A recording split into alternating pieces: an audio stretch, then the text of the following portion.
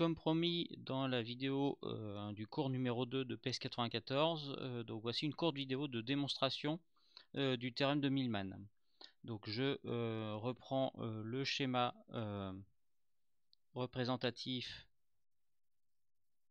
d'un circuit pour lequel le théorème de Millman va s'appliquer,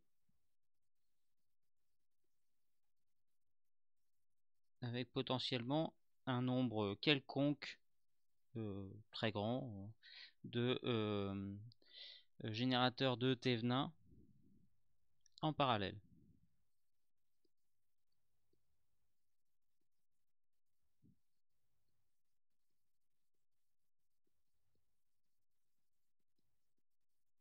Alors pourquoi générateur de Thevenin? Parce qu'on a une source de tension E en série avec une résistance R. Et donc les différents E et R vont être différenciés par un indice E1 R1, E2 R2 jusqu'à EN Rn. Et donc l'objectif du théorème de Millman, oui, ça sera d'être capable de déterminer la tension V commune à l'ensemble des branches. Alors comment on s'y prend? Donc je vous ai dit très rapidement que le théorème de Millman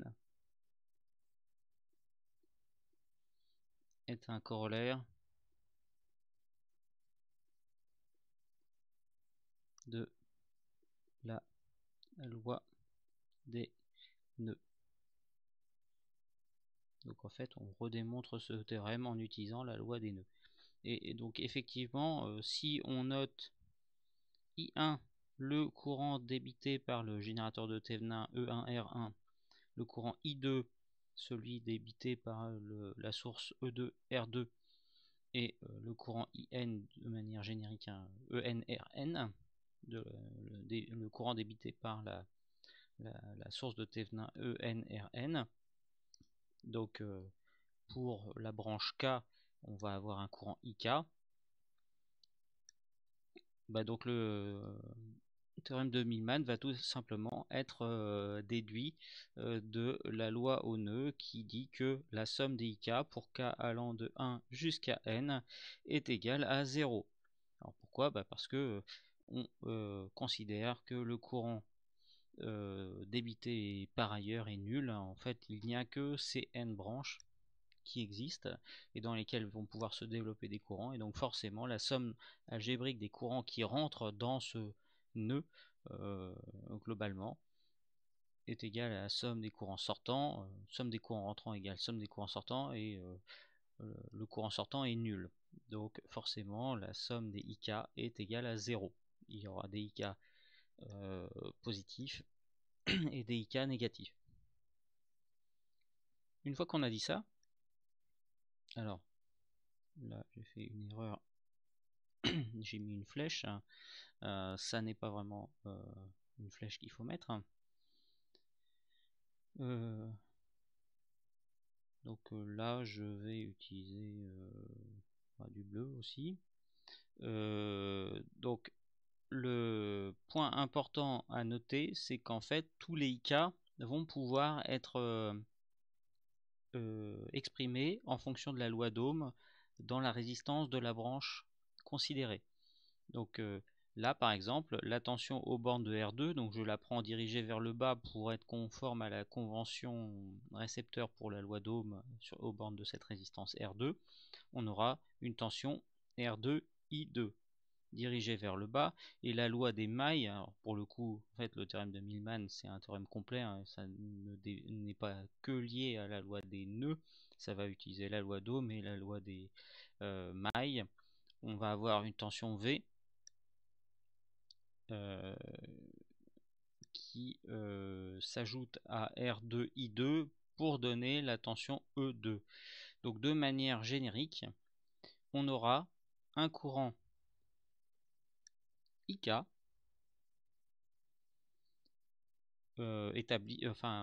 lié à une loi Ohmai qui dit que V plus RKIK est égal à EK. Donc je fais passer le EK de l'autre côté, je vais avoir du donc E2 moins V égale à, de manière générique, EK moins V est égal à RKIK. Donc IK est égal à EK moins V sur RK. Donc l'exemple particulier, c'est E2 moins V est égal à R2 I2, d'où I2 égale à E2 moins V sur R2. Donc ça, c'est un cas particulier. De manière générale, on remplace l'indice 2 par un indice K. Une fois que l'on a dit ça, on peut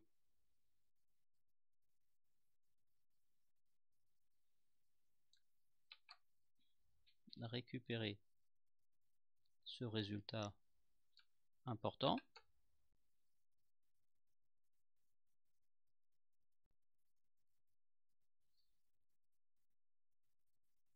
et tout simplement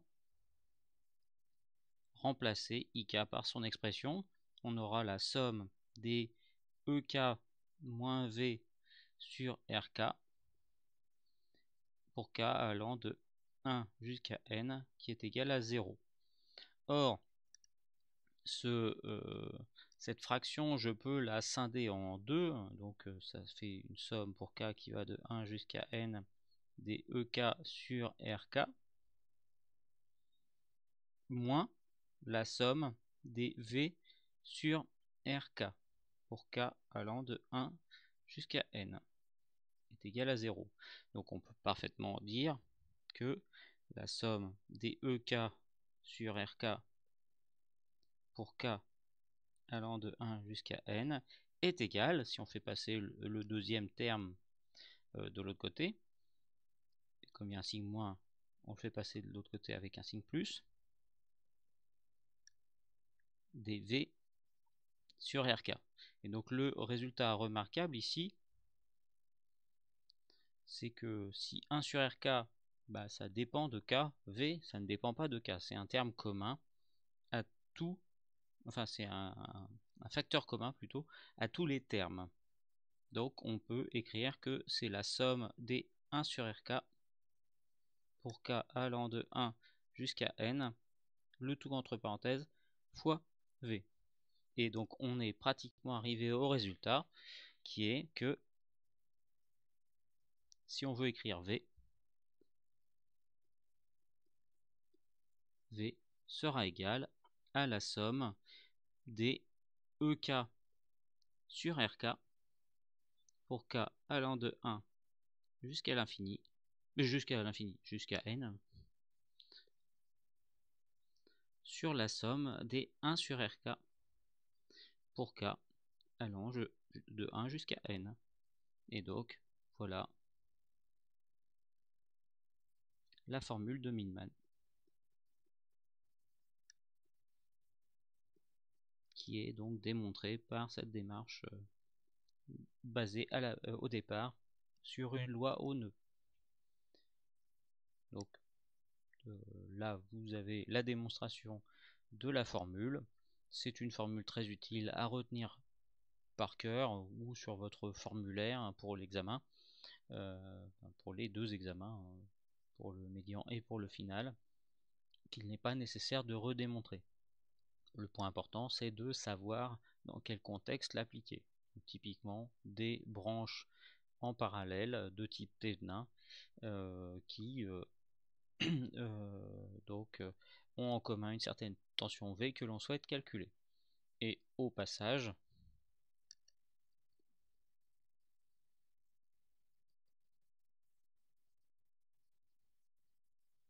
vous avez potentiellement des cas particuliers très simples. E1, R1, R2, il n'y a pas de tension E2 en série avec R2, mais ça revient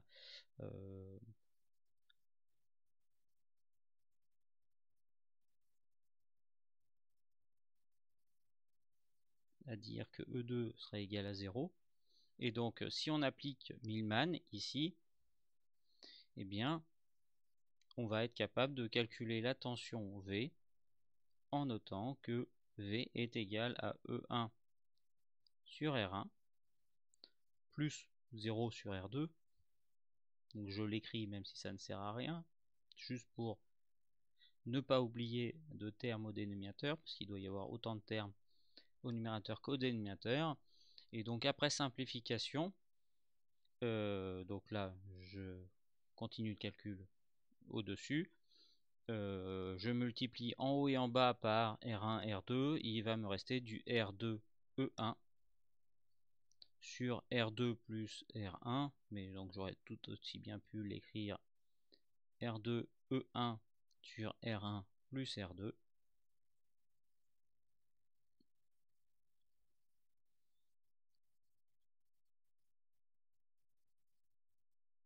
Et donc ça, cette formule vous renvoie à la formule du pont diviseur de tension.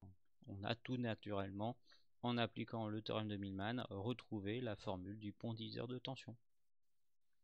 Cette formule de Millman, elle a un cadre d'application plus large que la formule du pont diviseur de tension, mais elle conduit au même résultat quand on a des cas particuliers.